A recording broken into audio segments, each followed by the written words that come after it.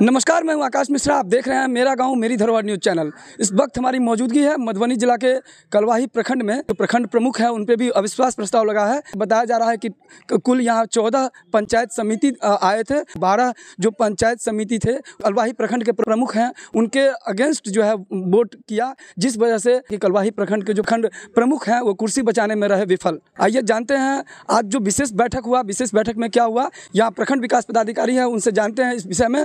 कलवाही प्रखंड प्रमुख के ऊपर अविश्वास प्रस्ताव लगा था, किस कारण से लगा था और विशेष बैठक था, क्या हुआ?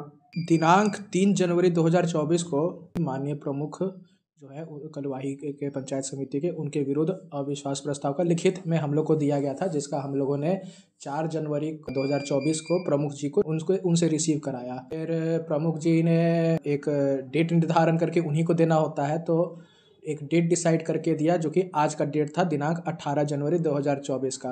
अविश्वास प्रस्ताव ये लोग लेके आए थे।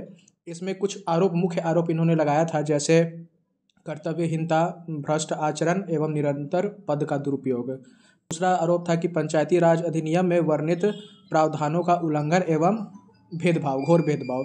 फिर तीसरा जो इन्होंने लगाया था आरोप कि पंचायती राज अधिनियम की धारा 46(1) के अनुसार अब तक कुल 12 बैठक आयोजित करना चाहिए था, परंतु अब तक इन्होंने मात्र सिर्फ 6 बैठक का आयोजन अभी तक किया था। जब अविश्वास प्रस्ताव पे चर्चा विमर्श होता है तो उसमें चर्चा हुई, दोनों तरफ से लोगों ने अपनी बातों को रखा। और की प्रक्रिया, चूँकि ये 20 लोगों की पंचायत समिति है और इसमें से कुल 14 लोग उपस्थित थे, जो कि आधे से ज़्यादा लोग इसमें उपस्थित थे, तो हमने मत विभाजन करवाया।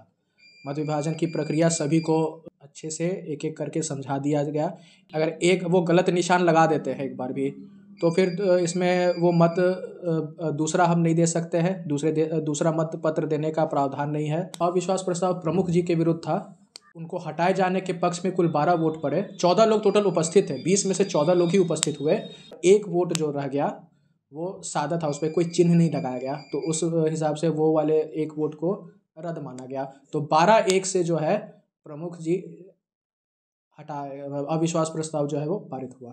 पूरी शांति व्यवस्था के साथ ही जी पूरी शांति व्यवस्था रही, कमरे के अंदर भी, और जितना मुझे पता चला कि बाहर भी शांति व्यवस्था रही। फिर उसके बाद हमने मत विभाजन कराया। पीठासीन उप प्रमुख श्री चंदन प्रकाश कुमार वो पीठासीन थे, और उनके अध्यक्षता में ये मत विभाजन हुआ।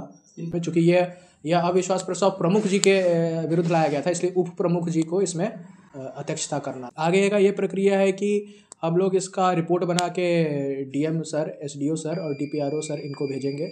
हमारे वरीय पदाधिकारी हैं, ये लोग भेजेंगे स्टेट इलेक्शन कमीशन, और फिर वहीं से तिथि निर्धारण होगी और फिर चुनाव होगा। जिले से DM जिला पदाधिकारी जो महोदय होते हैं उनके द्वारा एक ऑब्जर्वर पर्यवेक्षक नियुक्त किया गया था, तो वो इसमें मौजूद थे।